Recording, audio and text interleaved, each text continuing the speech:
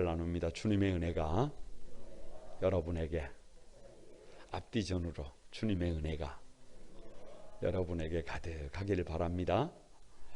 저를 한번 주목해 보시기 바랍니다.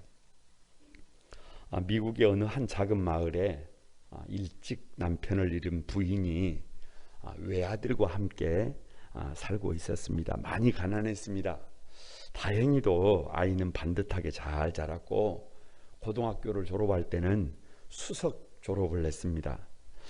그런데 어머니는 그 자랑스러운 아들의 졸업식장에 사실 번번이 반듯하게 입고 나갈 옷 한 벌이 없어서 너무 누추해서 고민을 하다가 아이에게 이렇게 말했습니다.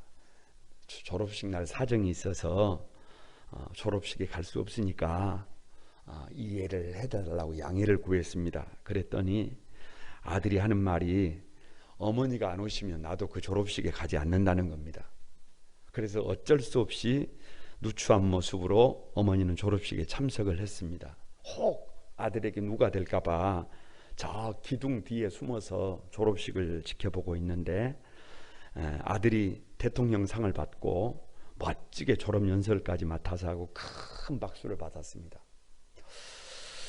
아직도 박수가 계속되고 있는데 아들은 단상에서 뛰어내려가더니 기둥 뒤에서 눈물을 흘리고 있는 어머니를 단상 위에 모시고 올라가서 이렇게 소개했습니다. 여러분, 이분이 오늘 저를 있게 한 저의 어머니입니다 라고. 여러분, 이 학생이 바로 1919년 노벨 평화상을 받은 미국의 28대 대통령 윌슨입니다. 이 윌슨 대통령이 1914년 국회의 동의를 얻어서 5월 둘째 주일을 어머니 주일로 만들었고 아예 법으로 정해놓고 부모님의 은혜를 기리게 한 것입니다. 이 영향으로 우리나라도 1956년부터 5월 둘째 주일을 어머니날로 기념을 하다가 1973년부터 어버이날로 확대 개편을 했습니다. 오늘 그래서 어버이 주일 맞이해서 설교 제목이 다 같이 한번 부모, 그냥 부모입니다. 그냥 아비, 부, 엄이 뭐예요? 아버지와 어머니예요. 여러분 한번 이 어버이 주일에 한번 생각을 해보시기 바랍니다.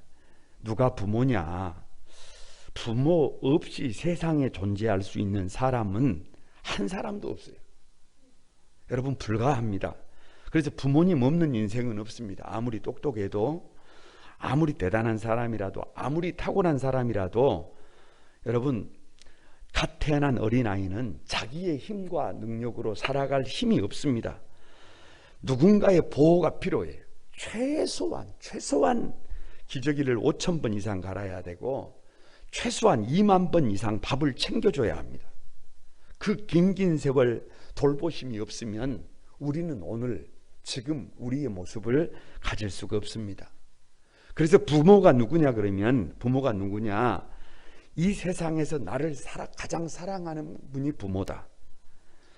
이 세상에서 나를 가장 사랑하는 분이 부모다. 아멘이 그렇게 적으면 설교를 계속 진행을 안 합니다. 이 세상에서 나를 가장 사랑하는 분이 부모다. 이 세상에서 나를 가장 위해주는 분이 부모다. 내가 웃으면 함께 웃으시고 내가 울면 함께 우시고 내가 아파하면 나보다 더 아파하시는 분들이 우리 부모다. 이 세상 모든 사람들이 다 나를 외면해도 등을 돌려도 외면하지 않고 등을 돌리지 않고 끝까지 위해주고 아껴줄 분들이 우리 부모다. 여러분, 저와 여러분이 이런 말은 좀 그렇습니다만 얼마나 산다고, 얼마나 특별하게 산다고 그 부모님들을 아프게 합니다. 오늘 어버이 주일을 맞이해서 성경이 도대체 부모에 대하여 무엇을 말씀하고 있는지 함께 나누기를 원합니다. 여러분, 그 첫 번째가요, 다 같이 부모를 공경하라. 이유가 없어요. 왜 부모를 공경하라고 하시느냐 그러면 다 같이 부모 공경은 인간 사회의 기초다. 사회의 기초예요. 아무리 많이 돈이 들어도 어떤 어려움이 있어도 부모님들을 편안하게 해드리고 부모님 뜻을 잘 받들고 부모님이 따뜻하게 살아가실 수 있도록 해드리면 여러분 이 세상이 지옥이 됩니까? 아니, 우리 자식들이 힘든 세상이 될까요? 아닙니다. 그거 아니에요. 그거 아닙니다.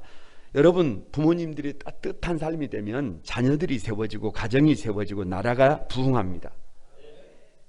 다시 한번, 자녀들이 세워지고 가정이 세워지고 나라가 건강해집니다.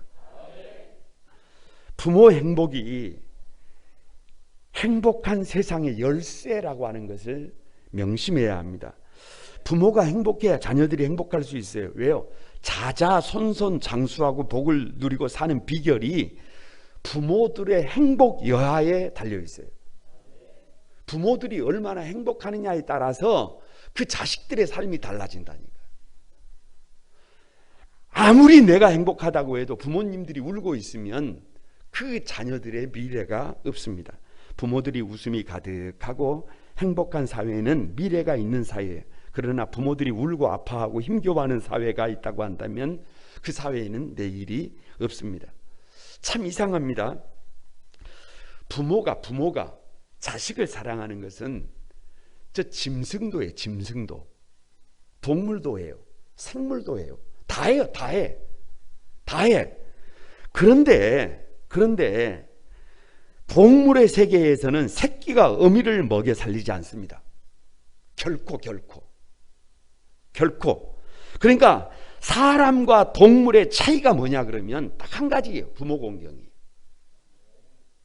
그러니까 짐승은 누구를 공경하지 않아요.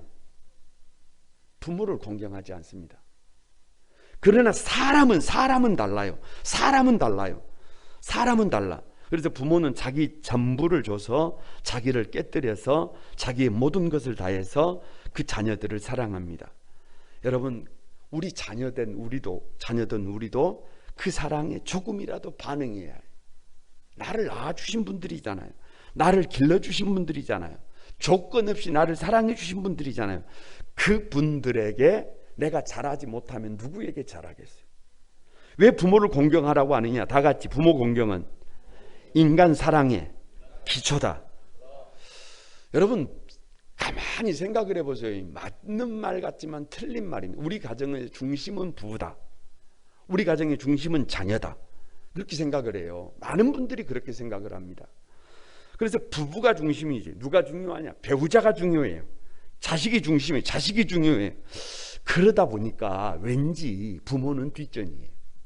아니 그게 솔직한 우리 형편이에요. 그래서 부부만 있고 자식만 있고 부모는 1년에 한두 번 생각하면 되는 거예요. 여러분 이것은 축복이 아닙니다. 인간 사랑의 기초는 부모예요. 부모. 그 사람의 됨됨이는 그 사람이 진짜 사람이냐 아니냐, 인물이냐 아니냐는 배우자를 사랑하는 것을 보면 압니까? 배우자가 자기 배우자가 좋아서 그냥 어쩔 줄 몰라 하는 사람이 그 사람이 대단한 사람입니까? 자기 배우자를 보고 좋아서 그냥 막 가슴이 벌렁벌렁 하고 살아가는 사람을 그 사람을 대단하다 그래요. 그거 당연한 거예요. 그러면 자기 자식을 위해서 목숨도 아끼지 않는 여러분 그 자식을 사랑하는 그것을 대단하다고 합니까? 아니라니까요. 그 고슴도치도 자기 자식은 사랑해요. 짐승도 자기 자식은 사랑한다니까요. 그런데 뭘 보면 그 사람의 됨됨이를 아느냐? 뭐들어 물어봐요. 부모를 사랑하고 존경하는 것을 보면 그 사람의 됨됨이를 안다. 에? 부모님을 공경하고 사랑하는 사람은 그냥 기본이 된 사람. 부모님을 존경하고 사랑할 줄 아는 사람은 다 같이 배우자도 사랑하고 자녀도 사랑할 줄 안다. 그래서 성경은요, 남녀 사랑, 부부 사랑, 자녀 사랑 이거 별로 얘기 안 해요. 성경은 무슨 사랑을 얘기하느냐 그러면 부모 사랑을 얘기해요. 부모 사랑. 여러분 남녀 간에 이성 간에 어느 날 그 사람을 만나고 막 심장이 막 벌렁벌렁. 왜? 키가 커서, 왜? 인물이 좋아서, 왜? 돈이 많아서, 왜? 느낌이 있어서. 왜? 내 취향이어서, 내 스타일이어서, 왜? 나에게 딱 맞는 사람이어서. 여러분, 시간 좀 지나가면은요, 그렇게 벌렁벌렁거리던 가슴도요, 조금만 어려움을 겪으면 그 인간하고 못 산대요. 평생 그 인간이 원수래, 원수. 돌아서면 제일 먼 사람이에요. 그런데 부모님의 사랑은 그렇지 않습니다. 다 잃어도 아무것도 없어도 지금보다 더 아프고 더 힘들고 더 고통스러워도 부모님의 사랑은 끝이 없습니다. 다 주고 다 줘도 아직도 줄 것이 없어서 눈물 흘리는 사랑이 부모님의 사랑입니다. 그 부모님의 사랑은 어제나 오늘이나 영원토록 변함이 없습니다. 그런데 그 남녀 간의 사랑을 얻기 위해서 부모님과 싸우고 부모님께 불순종한다? 여러분, 부모님을 버려서라도 내 사랑을 얻는다? 여러분, 시간 지나면 다 같이 한번 소리도 한번, 아이고 등신아. 그렇게 된다니까요. 지금 우리 시대에 결혼을 못해도 부모를 포기할 수가 없다. 나는 부모님의 뜻을 저버릴 수가 없다. 이런 사람이 필요합니다. 이런 사람이 필요합니다. 나이 드신 분들은 아멘을 하는데 저 뒤에 젊은 사람들은 아멘을 안 하잖아요. 왜 부모를 공경하라고 하시느냐 그러면 다 같이 부모 공경은 하나님이 세우신 권위에 대한 순종이다. 이유가 없어. 안타까운 것이 뭐냐 그러면 세상에는 순기능 부모만 있는 것이 아니라 역기능 부모가 있다는 것입니다. 위해주고 아껴주고 끝까지 사랑해줘야 할 책임과 의무가 부모에게 있는데 그것이 순기능인데, 그런데 우리 사회는, 우리 주변에는 부모로부터 상처를 받고 부모로부터 고통을 당하면서 살아온 자녀들이 생각보다 의외로 많습니다. 부모의 폭행에 고통을 받아온 자녀들이 의외로 많아요. 술에 중독된 아버지 때문에 고통받고 살아온 자녀들이 너무 많아요. 부모가 보호자들이 아니라 오히려 고통만 안겨준 부모들이 의외로 많습니다. 부모로서의 책임 있는 삶을 살아야 될 부모들이 부모된 도리를 다하지 못하는 경우가 많다 적다? 많아요. 그래서 어떤 사람들은 아버지, 어머니라는 소리만 들어도 경기를 합니다. 경기를 해. 분노합니다. 분노해. 그런데 여러분 꼭 기억하시기 바랍니다. 아무리 이런 문제가 있다고 해도 여러분 자식은 부모를 공경해야 합니다. 왜냐하면 경멸은 경멸을 낳고 거부는 거부를 낳습니다. 결국은 수습 불가능해지고 다 같이 망하는 것이요, 다 같이 불행한 것입니다. 그러나 존경은 존경을 낳고 공경은 공경을 낳습니다. 이 악순환의 고리를 누가 끊어야 해요? 내가 끊어야 해요. 아무리 문제가 많아도, 아무리 순종할 수 없어도, 아무리 공경할 수 없어도 진짜 사랑은 조건이 없어요. 진짜 사랑은 하나님의 말씀의 권위에 순종하는 것입니다. 아무리 사랑할 수 없고 존경할 수 없고 공경할 수 없을지라도 그것을 넘어서 공경하는 것이, 그것이 성도된 저와 여러분 사명임을 믿습니다. 부모님으로부터 어떤 상처를 입었어도, 어떤 폭행을 당했어도, 어떤 아픔이 있다고 할지라도 이 악순환의 고리를 끊고 여러분 부모님을 용서하시기 바랍니다. 부모님을 사랑하시기를 바랍니다. 부모님을 공경하시기를 바랍니다. 그래야 내가 살고, 그래야 내 자식이 살고, 그래야 자자손손 은혜를 입을 수 있습니다. 이것이 하나님의 권위에 순종하는 길입니다. 여러분, 사단은 지금도 문화 속에서 일하고 있는데 무슨 일을 하느냐? 대략 크게 두 가지를 해요. 하나는 뭐냐 그러면 교회를 분열시킵니다. 교회를 분열시켜. 그래서 우리의 믿음의 고향을 없애버립니다. 돌아갈 것을 없게 만들어버려요. 또 하나가 뭐냐 그러면 가정을 분열시켜서 우리 삶의 고향을 없애버립니다. 영원한 이방인이 되게 만듭니다. 떠돌이가 되게 만듭니다. 여러분, 그런데 교회가 회복이 되면 이 악이 물러가요. 이 악이 물러가. 가정이 회복되면 모든 근심 걱정이 물러갑니다. 그러기 위해서는 어둠의 권세를 이기기 위해서는 가장 가까이에서 부모님을 공경해야 합니다. 다 같이 한번 따라서 해봅니다. 부모님을 공경합시다. 옆 사람에게도 한번 축복해 봅니다. 부모 공경이 주님의 뜻입니다. 그 말씀에 순종하는 것이 우리가 가야 할 길임을 믿습니다. 그러면 두 번째, 부모 공경. 어떻게 부모님을 공경할 것인가? 어떻게 공경할 것인가? 다 같이 부모 공경은 부모를 뛰어넘는 것이다. 여러분 명심하시기 바랍니다. 효도는요, 힘들고 어려워도 하나님과 사람 앞에 부끄러움 없이 열심히 사는 것이에요. 여러분 유교에서 부모가 돌아가시면 3년 부모의 은공에 보답하기 위하여 묘 옆에 음막을 치고 심효살이를 합니다. 몇 년? 3년. 그래서 벼슬도 버리고 관직을 버리고 농사도 짓지 않고 아내도 가까이 하지 않고, 그리고 하늘을 보면 안 되기 때문에 갓을 쓰고 땅만 보고 삽니다. 그리고 아이고 하고 어떻게 해요? 곡을 하면서 3년을 보내요. 문제는 3년 심효살이를 살고 나면 자기 삶도 무너지지만 가정이 피폐해집니다. 여러분 없는 사람들이 3년 심효살이 하고 나면 그냥 거지 되는 거예요. 거지.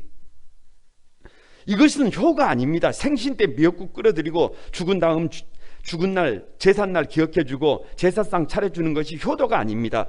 진정한 효도는 옷 갈아입혀드리고 밥 공양해드리고 어디 모시고 다니고 옆에서 손과 발이 되어드리는 것이, 그것이 진짜 효도가 아니에요. 진정한 효도는 뭐냐 그러면 부모를 뛰어넘는 것. 부모를 뛰어넘는 것. 신문에 보니까 어떤 사람이 평생 나이가 먹도록 장가를 가지 않습니다. 특별히 하는 것 없이 어머니 곁에서 옷 갈아입혀드리고 밥 먹여드리고 돌봐드려서요. 그래서 효자상을 탔어요. 여러분 그런 사람 효자상 주면 안 돼요. 그것은 진정한 효도가 아니에요. 진정한 효도는 무슨 생신상 차려드리고 돌아가신 날 기억하고 여러분 나이 드신 어머니 옆에서 심부름하고 시중 들은 것이, 그것이 여러분 진정한 효도가 아니에요. 진짜 효도는 부모님을 뛰어넘는 겁니다. 부모님보다 복 있는 삶을 사는 것입니다. 부모님보다 아름다운 삶을 사는 거예요. 저는 우리 아이들이 제 옆에서 저의 밥이나 먹여주고 옷이나 갈아입혀주고 평생 옆에서 심부름을 해주는 그런 삶을 살기를 바라지 않습니다. 제 소원은 우리 아이들이 사람다운 삶을 한번 살아보는 것을 보는 거예요. 아버지보다 낫다라는 소리를 한번 들어보고 싶습니다. 그래서 그것을 위해서 기도하고 있습니다. 저만 그럴까요? 아닙니다. 이 땅의 부모들이 저와 여러분에게 하는 가장 많은 말이 뭐냐 그러면, 나는 괜찮다. 너만 잘 되면 된다. 너만 좋으면 된다. 여러분 나이 들어서도 부모 그늘 아래서요 머물고 있으면요, 그 골칫거리예요. 그 골칫거리예요. 여러분은 부모를 뛰어넘어서 부모를 공경하는 여러분이 되시기를 바랍니다. 어떻게 부모를 공경해야 되느냐, 부모를 뛰어넘기만 하면 되느냐. 여러분 어른들의 마음을 가장 잘 표현하는 말이 하나 있는데요, 한번 따라서 해보시기 바랍니다. 바라는 건 아니지만 그러는 건 아니다. 다시 한번, 바라는 건 아니지만 그러는 건 아니다. 여러분 부모 공경은요 부모님을 귀하게 여기는 거예요. 공경이라는 말이 카바드 히브리어 원어로 카바드인데 가장 존귀하게 생각하다는 거예요. 옛날 사람들은 우리 몸에서 가장 귀한 부분을 간이라고 생각했어요. 그러니까 부모들이 이렇게 말하는 거예요. 나를 너의 간처럼 존귀하게 여겨달라고 바라는 것은 아니지만 나를 생각은 해줘야 되지 않겠니? 나를 잊지는 말아야 되지 않겠니? 그래도 어버이날에는 뭐라도 한 통 해야 되지 않겠니? 잘하고 계신 줄로 믿습니다. 용돈이라도 좀 자동이체해야 되지 않겠니? 5월 한 달만 드리고 그거 하지 말고 1년 12달 뭐를 딱 해서 뭘 해요? 자동이체지. 자동이체. 다 같이 자동이체해서 돌봐드려야 하지 않겠니? 우리 몸의 관을 귀히 여기는 것처럼 부모를 존경하고 귀히 여기는 것이 부모 공경임을 믿습니다. 다 같이 부모 공경은 부모를 즐거워하는 것이다. 여러분, 어떤 어머니가 자녀를 생각하면서 쓴 글이에요. 너를 갖게 되었을 때 엄마는 얼마나 기뻤는지 모른다. 네가 엄마 뱃속에서 발길질을 하고 10달 만에 출산해서 너를 처음 만났을 때 엄마는 얼마나 기뻤는지 모른다. 네가 밥을 먹는 것을 보면서, 심지어 네가 똥을 싸는 것을 보면서, 네가 걸음마를 시작하는 것을 보면서 네가 엄마라고 부를 때 얼마나 기뻤는지 모른다. 네가 그래서 초등학교를 들어가고 중학교를 들어가고 고등학교를 들어갔을 때 얼마나 기뻤는지 아니? 너랑 함께 할 수 있다는 것이, 너의 엄마로 살 수 있다는 것이, 너랑 같이 손을 잡고 길을 걸을 수 있다는 것이 얼마나 감사한 일인지 아니? 네가 처음 직장 생활을 시작하면서 내 일을 사왔을 때, 네가 사랑하는 사람이라고 배우자를 데리고 인사를 왔을 때, 네가 결혼을 위하여 하얀 드레스를 입었을 때, 네가 자식을 낳았을 때 엄마는 얼마나 기뻤는지 아니? 아무리 많은 돈이 들어가고 아무리 힘이 들었어도 세상 그 어떤 것으로도 바꿀 수 없는 그 기쁨은 바로 너였단다. 바라는 건 아니지만, 너의 기쁨이 내가 되기를 바라는 건 아니지만, 너를 미소 짓게 하는 것이 내가 되기를 원하는 것은 아니지만, 너를 설레게 하는 것이 내가 되기를 바라는 건 아니지만, 그래도 그건 아니다. 나도 맛있는 음식은 먹을 줄 알고, 나도 좋은 옷을 보면 설렐 줄 알고, 나도 용돈을 지갑에 넣으면 힘이 되고, 네가 나에게 큰 기쁨이었던 것처럼 내가 너에게 그렇게 큰 기쁨이 되기를 바라는 건 아니지만, 다 같이 그래도 너에게 관심의 대상이 되고 싶다. 그래서 부모 공경은 부모님과 함께 기뻐하는 것입니다. 여러분, 다시 한번, 부모 공경은 부모님을 구원받게 하는 것이다.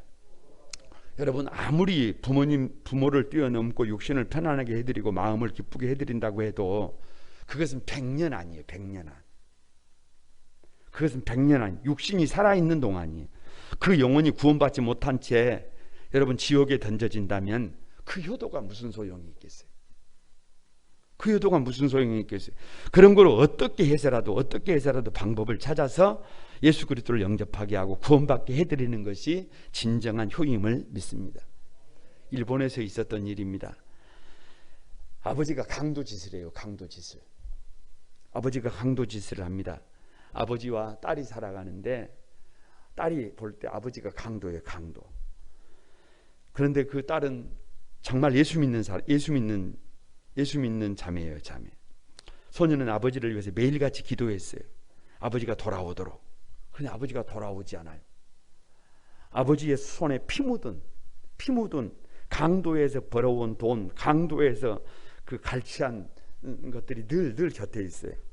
소녀는 마지막으로 결심을 했어요. 그리고 아버지가 강도짓을 벌이는 그 주 무대인 공원에 예쁘게 정장을 하고 화장을 하고 핸드백을 들고 밤을 기다렸다가, 아버지가 그 일하는 그 시간에 변장을 하고 그곳에 등장을 합니다. 그러니까 아버지가 그 소녀를 죽이고 핸드백을 들고 집에 가지고 돌아갔어요. 그리고 밝은 데서 백을 이렇게 열어보니까 거기에 편지가 하나 있어요. 딸의 유서에, 아버지, 이 불효한 여식의 잘못을 용서하여 주십시오. 오늘 밤 아버지의 칼날에 죽어 쓰러지는 것이 아버지의 가슴을 아프게 하는 줄 모르는 바 아니오나, 아무리 생각해도 아버지의 영혼을 구원하여 천국 가게 하는 길은 이 길밖에 없고, 나는 지금 죽어도 천국에 갈 준비가 되어 있기에 최후로 이 길을 택하였사오니, 저를 자식으로 아시거든 불쌍하다 마시고 부디 회개하고 예수 믿으시다가 천국에 와서 하나님 보좌 앞에서 만나십시다. 불효자식 원리. 이를 보고 아버지가 뒹굴었습니다. 회개하고 경찰서에 스스로 가서 자수를 했습니다. 그리고 모범수로 생활을 하다 특사로 풀려나와 정말로 신실한 크리스찬이 됐다는 일화가 있습니다. 우리는 부모님의 영혼을 구원하고 그 영혼이 잘 되도록 은혜의 길로 인도하는 것이 진짜 효도임을 여러분 알아야 할 것을 믿습니다. 다 같이 한번, 진짜 부모 공경은 부모를 뛰어넘는 것이다. 옆 사람에게 부모님의 얼굴에 미소를 안겨주십시다. 우리도 한번 그런 삶을 살아보십시다. 그렇게 부모 공경을 하면 우리에게 주신 하나님의 복이 뭐냐? 부모 공경의 복이 뭐냐? 여러분, 부모 공경의 복이 뭐냐? 2절에 이렇게 말하고 있습니다. 다 같이 한번 읽어봅니다. 시작. 내 아버지와 어머니를 공경하라. 이것은 약속 있는 첫 계명이니. 여러분, 10계명 중에요 1계명부터 4계명이 있어요. 이것은 우리와 하나님과의 관계에서 반드시 지켜야 될 법칙이에요. 그걸 천륜이라 그래요. 하나님과 저 하늘 하나님과 우리 가운데 맺은 언약이에요. 그 천륜을 어기고 우리가 노력한다고 세상이 사라지는 게 아닙니다. 그런데요 5계명부터 10계명까지는 여러분 잘 아시는 것처럼 부모 공경, 살인하지 말라, 간음하지 말라, 도둑질하지 말라, 거짓 증거하지 말라, 탐내지 마라. 사람과의 관계, 인륜. 그래서 사람과의 관계에서 사람답게 살기 위해서는 반드시 지켜야 될 거예요. 그런데 그 첫 계명이 뭐냐? 첫 단추가 뭐냐? 첫 단추가 바르게 끼워지면 이게 바르게 끼워지는데 이 첫 단추가 잘못 끼워지면 어떻게 되는 거예요? 다 어긋나잖아요. 약속 있는 첫 계명이 뭐냐? 다 같이 부모를 공경하는 것이다. 약속 있는 첫 계명이 부모 공경이에요. 그래서 부모를 공경하면, 정말로 부모를 공경하는 사람은 여러분 사람을 죽일 수가 없어요. 제가 고등학교를 다닐 때 친구들이 학교를 그만 다니고 서울로 많이 날랐어요. 아니 여러분, 친구들이 얘기하지 않았겠어요? 가자. 근데 여러분 누구를 생각하고? 어머니를 생각하는데 어떻게 거기를 갑니까? 어떻게 가겠어요? 아니 부모를 공경하는 사람이 잘못된 사랑을 합니까? 부모를 공경하는 사람이 도둑질을 합니까? 부모를 공경하는 사람들이 탐욕을 부립니까? 첫 단추 부모 공경이 약속 있는 첫 계명임을 믿습니다. 네 아버지와 어머니를 공경하라. 이것이 약속 있는 첫 계명이니 다 같이 이로써 네가 잘되고 땅에서 장수하리라. 부모 공경하면 잘 됩니다. 잘 돼. 여러분 잘 되고 싶으세요? 잘 되는 복을 누리고 싶으세요? 그러면 기본이 뭐라는 거예요? 부모 공경이에요. 잘 된다는 게 도대체 뭘까? 여러분 제가 부모님을 즐거워하면은요, 시간이 지나면 잘 된다는 건 이런 거예요. 아이들이 누구를 즐거워해요? 아니 나만 보지 말고 저만 보지 말고 제가 부모님을 즐거워하면 시간이 지나면 누가 나를 즐거워한다니까. 아니 자녀들이 즐거워한다니까요. 내가 살아있는 것이, 내가 자녀들 곁에 있는 것이 자녀들에게 큰 기쁨이 된다니까요.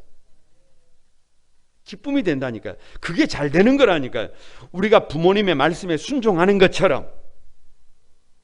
잘 되는 게 뭐냐 지금 생각하는 게, 우리가 부모님의 말씀에 순종하는 것처럼 시간이 지나면 우리 자녀들이 누구의 말씀에 순종한다니까. 아니 잘 되는 게 무슨 관념이 아니에요. 잘 되는 것은 다른 것이 아니라 내가 부모에게 한 것처럼 이 다음에 누가? 우리 자녀들이 누구에게 하는 거예요? 여러분 권위의 우산이, 아버지라고 하는 어머니의 권위의 우산이 비를 막고 바람을 막아 건강한 삶을 살게 하는 것입니다. 우리가 믿음으로 부모 공경의 삶을 실천하면 시간이 지나면 우리 자녀들도 믿음으로 가만히 누가 살았던 그 삶을, 우리가 살았던 그 삶을 자녀들이 다시 살게 될 것을 믿습니다. 이것이 잘 되는 복입니다. 여러분 다시 한번 말씀드리지만 다 같이 부모에게 잘하는 사람은, 옆에 사람 한번 봐보세요. 당신에게도 잘합니다. 부모에게 잘하는 사람은 누구에게나 잘할 수 있어요. 그러나 부모에게 잘하지 못하는 사람은 옆에 사람에게 잘 못합니다. 아니 잘하는 것 같아도 시간이 지나면 그게 문제가 생겨요. 그래서 옛날에 충신을 고르려면 누구 집으로 가라? 효도하는 집으로 가라. 효도하는 사람 중에서 골랐어요. 그러면 틀림이 없다는 거예요. 여러분, 성경이 이 부분을 얼마나 강력하게 얘기를 하느냐 그러면 신명기 27장 16절에 이렇게 말합니다. 그 부모를 경휼히 여기는 자는 저주를 받을 것이요. 그러면 모든 백성은 아멘, 아멘, 아멘 3번 합니다. 여러분 한번 해봅니다. 물어보면 아멘 하는 겁니다. 그 부모를 경휼히 여기는 자는 저주를 받을 것이요. 어찌 안 합니까? 손을 들면서 한다니까요. 아니, 그게 성경이라니까. 다시 한번, 그 부모를 경휼히 여기는 자는 저주를 받을 것이라. 네, 잠언 30장 17절에 보면 이렇게 말합니다. 아비를 조롱하며 어미 순종하기를 싫어하는 자는 자의 눈은 골짜기에 까마귀에게 쪼이고 독수리에게 먹히리라. 무슨 말이에요? 거기는 아멘 안 해도 돼요. 무슨 말이냐 그러면 더 이상 살 필요가 없다 그 말이에요. 그러기에 하나님은 효도하는 이들에게 형통한 복을 주시고 부모를 거역하는 자들에게 여러분 땅에서 결코 형통하지 못하게 만듭니다. 왜 부모의 공경의 복이냐? 장수한데, 장수에 부모를 공경하면 약속하신 것이 뭐냐? 장수예요. 여러분, 불효자는 성경의 불효자를 보세요. 성경의 불효자를 보세요. 압살롬 어떻게 됩니까? 아버지 다윗을 반역하고 아버지를 죽이려고 하다가 여러분 상수리 나무에 매달려서 그 젊은 나이에 이 정수리에서 발끝까지 흠이 없는 그 아름답던 아들이 주름 하나 생기지 않았을 때 젊디 젊은 나이에 죽어갑니다. 여러분, 성경에서 그 수많은 사람들을 보세요. 여러분, 그 모세의 아들 중에 함을 보세요. 아버지에게 말 한마디 잘못했다가 저주를 받잖아요. 여러분, 그런데 이삭을 보세요. 이삭이 장성했어. 그런데 아버지 아브라함이 이삭을 번제로 드리려고 합니다. 그런데 그 아버지가 자기를 번제로 드리려고 결박할 때 그 장성한 이삭이 아버지에게 묶인다니까요. 결박을 당한다니까요. 번제로 자신을 드려버리려고 한다니까요. 그런 이삭이 빨리 죽습니까? 아니라니까요. 180세를 산다니까요. 여러분, 예수님의 12제자 중에 혁혁한 복음의 전도자가 돼서 달려갔던 수많은 제자들이 있지만 다 순교당했다니까. 아니, 순교가 벌이라 아니라 그게 아니라 순교를 당했지만 예수님의 어머니를 모셨던 여러분 요한은 저 섬에 유배까지 가가지고 뭐 중간에 그냥 끓는 가마솥에도 들어가고 뭐 참 어려움을 겪기는 하지만 유일하게 12제자 중에 유일하게 순교를 당하지 않고 자연사한 사람이 누구예요? 요한이라니까요. 왜요? 왜? 성경은 약속을 지킨다니까요. 성경은 약속을 지켜요. 부모를 공경하는 사람들에게는 땅에서 잘되고 장수의 복을 누리게 하실 것을 믿습니다. 어느 국민학교 교실에서 선생님이 아이들에게 물었습니다. 여러분이 만일 새가 된다면 어떤 새가 되고 싶습니까? 선생님, 저는 공작이 되고 싶어요. 선생님, 저는 꾀꼬리가 되고 싶어요. 선생님, 저는 종달새가 되고 싶어요. 한 아이가, 선생님, 저는 까마귀가 되고 싶어요. 아이들이 낄낄거리고 웃고 난리가 났습니다. 선생님이 물어봤어요. 왜 너는 까마귀가 되고 싶니? 다른 새들은 다 이쁘지만 노래도 잘하지만 다른 새들은 다 부모에게 무관심해요. 그런데 까마귀는 모양은 흉하지만 어머니에게 잘하는 새예요. 왜요? 까마귀는 어떤 일이 있어도 어미보다 높은 가지에 앉는 법이 없다라는 사자성어가 있죠. 그래서 나는 그런 새가 좋아요. 다 같이 한번 옆 사람에게 부모를 공경하고 땅에서 잘되고 장수하는 복을 누립시다. 그러기에 여러분, 우리 자녀들에게 부모 공경을 가르쳐야 합니다. 부모 공경을. 나는 어려워도 괜찮으니까, 나는 힘들어도 괜찮으니까, 나는 어떻게 살아도 상관이 없으니까 너희들만 잘 살면 된다. 그것이 자녀들을 살리는 게 아니에요. 그것이 자녀들을 살리는 게 아니라 어버이 날이 되면 부모님들을 찾아뵙게 하는 것이 자녀를 살리는 거예요. 여러분, 한 달에 월급을 받으면 그 월급의 일정 부분은 부모님들을 구별해서 어려운 형편 속에서도 그것을 드리게 하는 것이 누구를 살리는 방법이에요. 자녀들을 살리는 거예요. 돈을 준다고 그 아이들을 살리는 게 아니라 오히려 받아야 누가 살아요? 그 아이들이 살아요.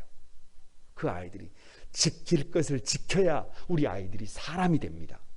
지킬 것을 지켜야 우리 자녀들이 앞으로 없어서는 안 될 사람들이 됩니다. 반드시